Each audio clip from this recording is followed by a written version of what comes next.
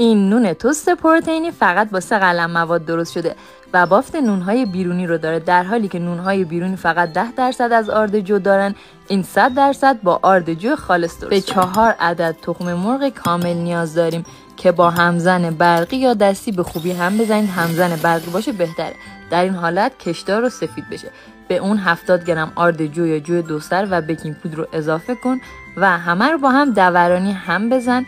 در آخر 1 قاشق روغن زیتون اضافه کن و میتونی از دانه ها و سبزی های معطر هم برای خوشمزه تر شدنش استفاده کنی و 1 هم نمک. به همین راحتی قالبت رو حتما با ارده چرب کن و موادت رو بریز. با هر چیزی که دوست داشتی تزیین کن. داخل فر دمای 170 درجه به مدت 20 دقیقه. اگر فر هم نداری روی گاز میتونی درستش کنی. سرشار از فیبر و پروتئین شما رو ساعت‌ها سیر نگه میداره. بافت و طعمش هم فوق‌العاده است. اگر فر هم نداری کپشن رو بخون.